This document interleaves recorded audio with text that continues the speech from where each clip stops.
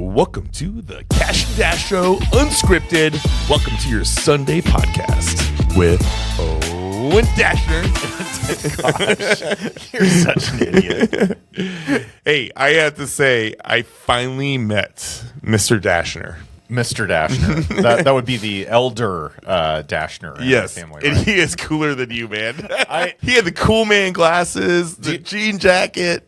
Do you know, I think I've heard this at least 3 or 4 times in the last 24 hours, how much cooler my dad is than me. I mean, there's a chance he may listen to this, so Dad, don't get a big head out of this, okay? I mean, I'm just going to... Small sample size. I'm not going to lie. It wasn't the person I was imagining all these years of talking about him. So this is hilarious. So you know what Ted's talking about is my dad comes to the Caffeine and Cap Rates meetup group that I have every Thursday, and there's probably, I don't know, what do we count? Like there's, I don't know, 27 or 28 people there, right around 30. We'll call it 30, even 30.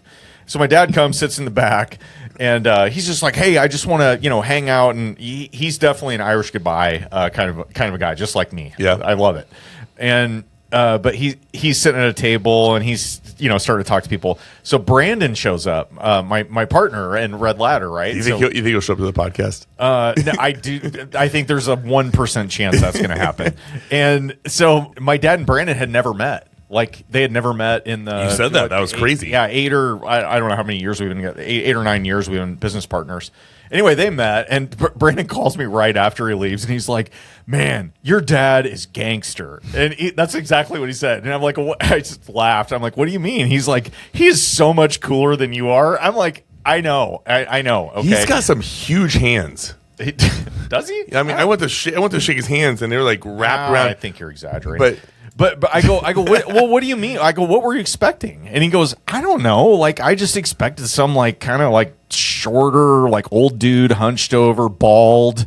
And I go, what, bald? And he points at my head. And I'm like, okay, that's fair. I go, but I get my mom's side of the family genetics there. I mean, I was thinking a guy in a flannel, maybe some overalls, short hair, kind of farmer looking, Yep. Nope, that is not him. Yeah, he has got a full head of sweet hair. It just makes me mad. It said we got Fonzie. Yeah, I know. Yeah, so my dad was definitely the coolest Dashner in the room by far. But anyway, shout out to Pops. He showed up. What did he say afterwards? No, I called him later that day, and I told him kind of some of this stuff. I'm like, oh man, I got trolled by my buddies, and he said no. He had a hard time kind of hearing because the acoustics were. He was all the way in the back of the room, but he's like, no, it was really interesting, and a guy the people seemed great, and he's gonna come back. I think he was he was so nice, because he looks like a badass. When you go up to him, like, oh man, is he gonna be an asshole, or because he how a lot of badasses are kind of asses. Oh no, he's super friendly. I know, and he's just big smile, and he double grabs my hand and the handshake, and he's just like, it's. Well, he's listened to you for a couple of years now. Yeah, so. but he's just, he give me your hand. He was like this. He was like, it's such a pleasure to finally meet you, and and he does a long hold, you pulled away because you're uncomfortable. Yeah, that seemed weird. Yeah, it made me feel good, and I was just I was glad to finally meet him. Yeah, well, me too. Yeah, it was great. Worlds collide. Have you met both my parents? You met my mom, but yeah, no, I met your dad. Yeah, okay. Yeah. Yes, birthday party, yep. Or something like that. Yeah. Yep. Oh man, that was funny. What a treat. That was an unexpected pop in on that meeting. So I had to make sure I had my A game. I don't know how I did, but we did our best. Well, I tell you what, man, I gotta give you props. As I'm seeing the attendance numbers drop at my personal events the last 2 months, I'm seeing your event numbers escalate. I don't know. It could be anything. Could it just be time of day? No, whatever. Just take the props. Thanks. You're doing an event that's bringing more and more people, and they're very consistent. So it means you're giving a good message with content that people want to hear. Yeah, that's cool. And shout out to you for helping me with filming that. I'm horrible at the back end of any type of production event, which we all know. Alex just listened to the video. He's like, "Oh, this isn't going to work." He goes, "The sound is just so bad." And I go, "Okay, here, give us a shopping list of the things we need to buy." He's like, "It's not very expensive, just a different camera and a cheap mic." Yep. I go, "Just give us a list. Owen's going to buy it." Yeah, hey, nice tee up. Yeah, that was good. Hey guys, this is Ted with the Kash and Dash Show. Please like and subscribe to our podcast. I gotta get back to this reading group. Everybody say hi. Yeah!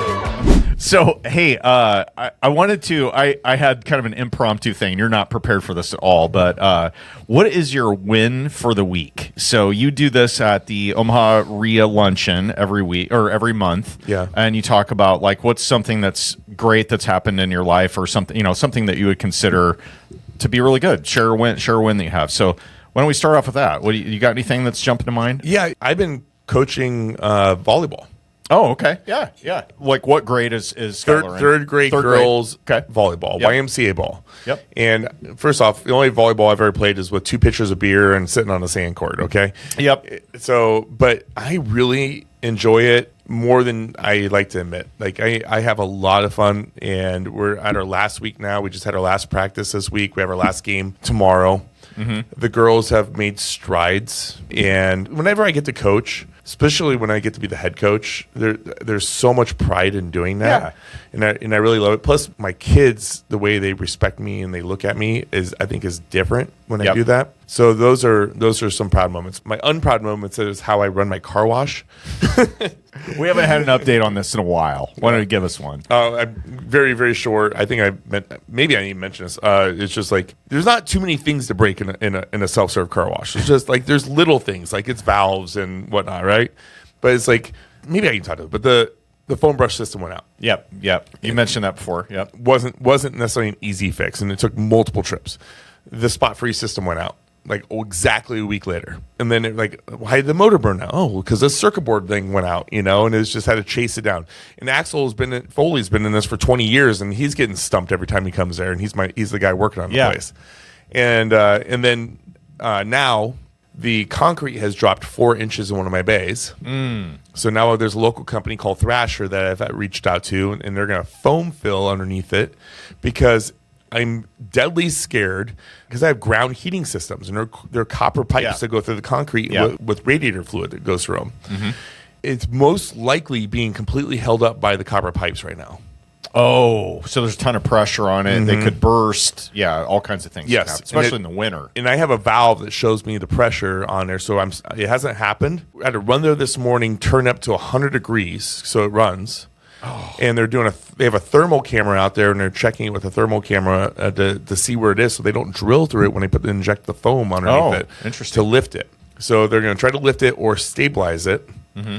But so the car wash hasn't been terribly profitable. Plus, I've been doing painting it and doing updates on it to make it look nicer. You put some capital expense into it. Yeah, and now it's after this, I'm probably in the red by $6,000 to $7,000 for the year. Oh, okay. Yep. And which the stuff I'm fixing should hold up for a while. Years, yeah. But just the foam alone has a 5-year warranty. But it just sucks. And I did talk to the bank, and I'm like, hey, there's a real opportunity here where I have this extra bay. Mm-hmm. It's not big enough to be another car wash storage, bay. Right? Storage, yeah. But it could be a laundromat. Mm-hmm. I could put 10 machines in there. It's got all the services already in the building. I got I got the big water lines, gas, so on, so on, so on. And so I went and talked to the city. They said they'd rezone it if I want to. I talked to my lender, and they're like, oh, I don't know if we're going to give you that extra loan on top of that, And I'm like, hey, I tell you what, it doesn't matter how good your damn credit is. They're not going to just give you the money. No, it has to be securitized. It's got to fit all their boxes. So what do you think it'll cost you? So Dan Zimmerman told me that he's got a guy that provides the machines, and they'll come in and actually do a full. The company that does the machines will actually come and lay out the whole build out for you. Okay, so they'll design it and install it. I don't know that part. Okay, but they'll at least design it. Yeah. So I'm gonna reach out to them, have them check it out. The city said there's a street there that they would put parking spots on the street. There's a huge lot of land next to me. Next, I went there to go see if I could buy that, and they're like, "Oh, the state owns that," and I don't know how to get it from the state. And I'll keep on looking down that road. But if I could add these laundromat bays. I talked to a guy who used to own a laundromat in town. He said, hey, generally I was bringing about 400 a week, but I can increase it to 700 because of during the camping season. Okay. And I'm like, okay, well, that could make sense. That makes sense, yeah. But also Dan Zimmerman has those legalized gambling machines in there, and I think he said profits him like $17,000. He makes a lot of money. He makes more money off that, I think, than he does the laundry, doesn't he? Yeah. So if I could get 1 or 2 of those in there, that's game changing. And then if I could just do a couple little tweaks, my features on the car wash are very minimal. But there's so many features you can add to keep people in there longer, to use more, to spend more money. Yeah. And then the last thing I want to do, which I've never seen another car wash, and I think that this would be groundbreaking, is I want to put a big TV in there, and then I want rotating ads in there. And I don't even care if I charge $100 a month, but if I had rotating ads on there and it's grabbing your attention and it's in a waterproof box, I mean, if I'm making $400, I'm doubling the revenue. Sure. Or my profits, I mean. Yeah. Yeah. I mean, no, I love it. So I'm just trying to think outside the box, because if I can get this one figured out, dial it in, it would make a lot of sense to start grabbing some more of these. And I really think it's kind of fun. Yeah, it's different, new, right? It's not, you're not burned out on it. And I don't, I don't have all the city regulations. Yeah. I don't have to deal with all the tenant laws. Like that part just like, yeah, I can tell. Oh, it's just so much lighter. Yep. So you want to hear my win of the week? Yes, of course. Here's my, I think I'm going to say only win this week is my daughter's car. We had a huge problem with the battery life. Like I'm probably on. We talked about this. Yep, I know. Yeah, I think I'm on my 4th battery, and we finally figured out what the problem was. Got that figured out. It was basically an aftermarket auto start, so you could hit your key fob right, just as a reminder.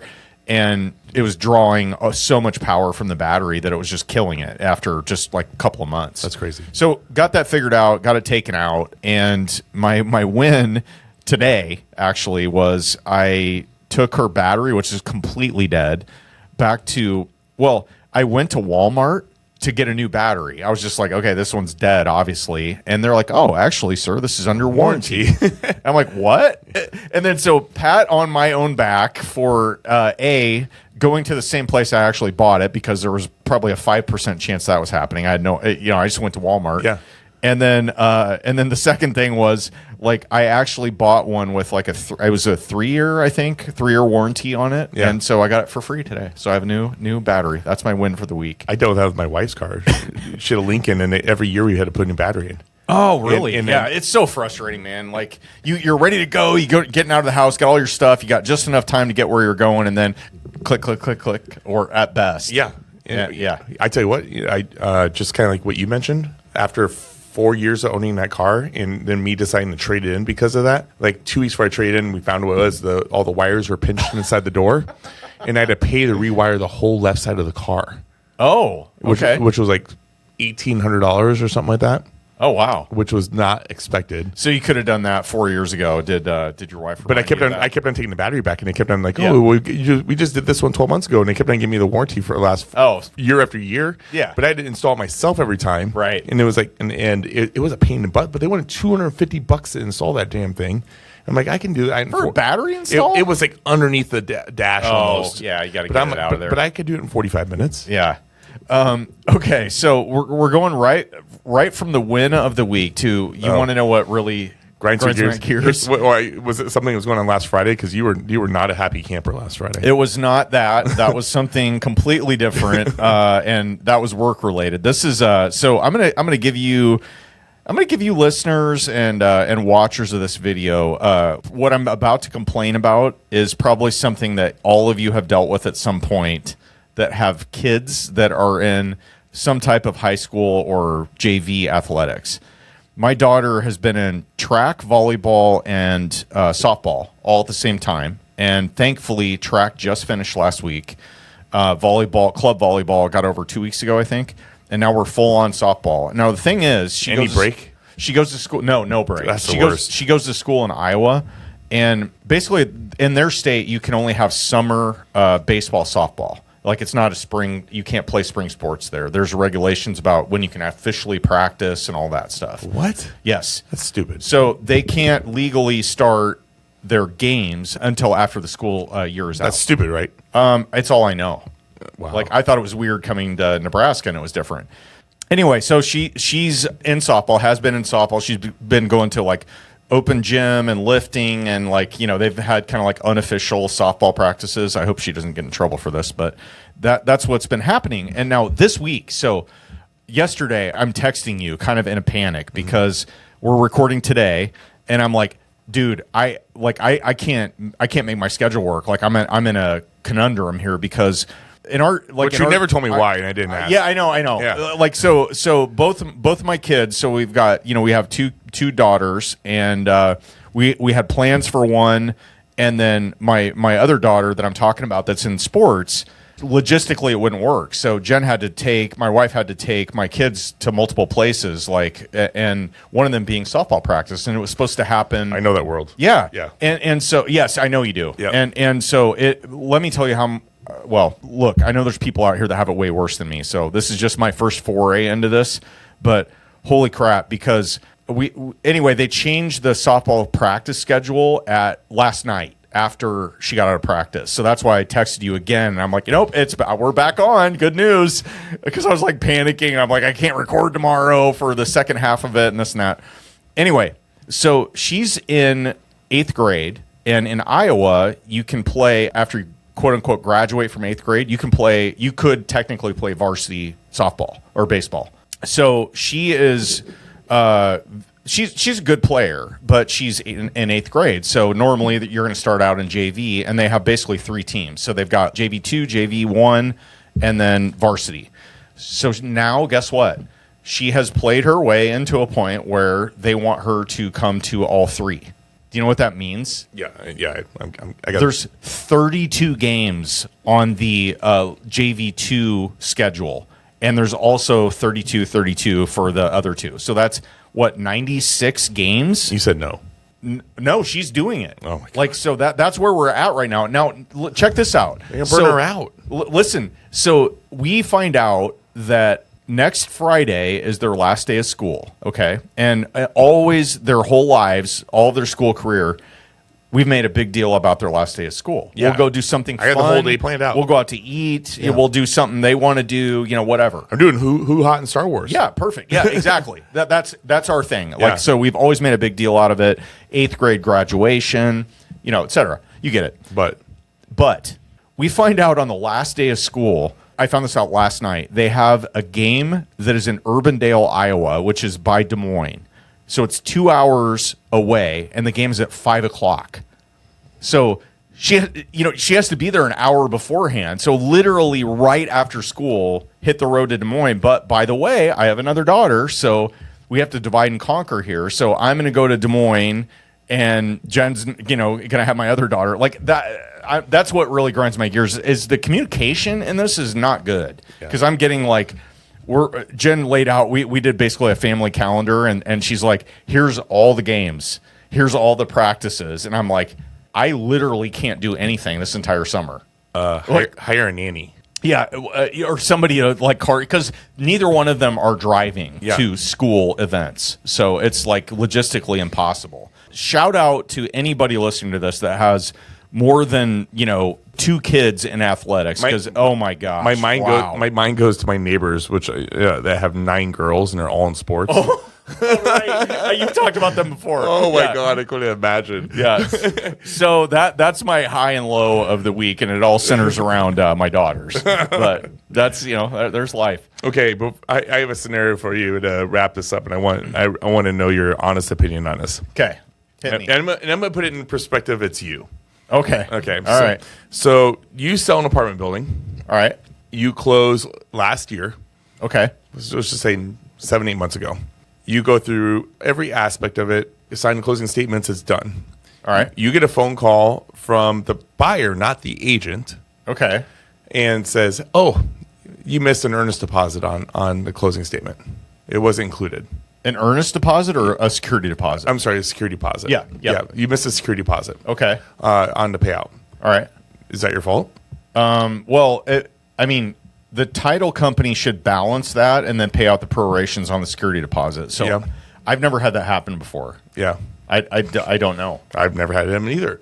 But within my investigation into this, when that closing statement is signed, it's done. That's the net. Yeah. That's period.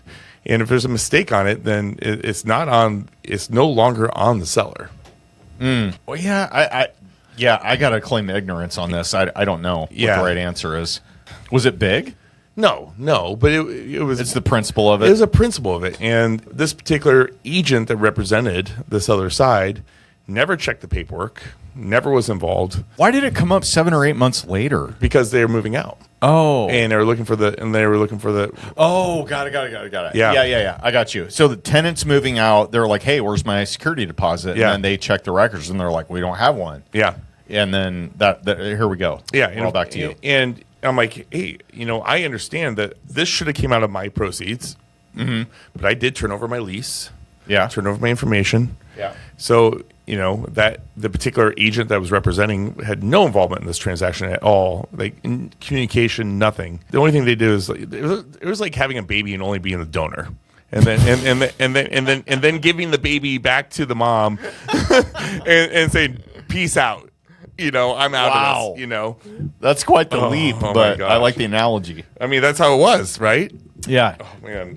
There's so much I wish I could say on this without, getting myself in trouble. Real estate is the gift that keeps on giving. So, I stepped up, but I went to that agent, and I'm like, hey, I paid you almost $10,000. Yep. You should cover this.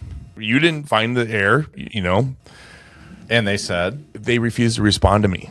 Okay. They just kept on passing Left you on red? Passed all my responses over the seller, which the seller had to respond to me. I'm like, oh my gosh. This agent is like, I just can't wait till this person needs something from me. I just cannot wait. But I tell you what, Owen, I've never had my gears grinded as hard over this, and everything went along with that person. With the security deposit. Yeah, and everything prior. I'm like, Yeah, you're over it. Oh my gosh. Yeah. And so, but I did it right. I stepped up and, and I knew this particular person that I worked with on the buyer side, and I just made sure to got it taken care of and moved on. All right. Well, do we have time for a golden nugget?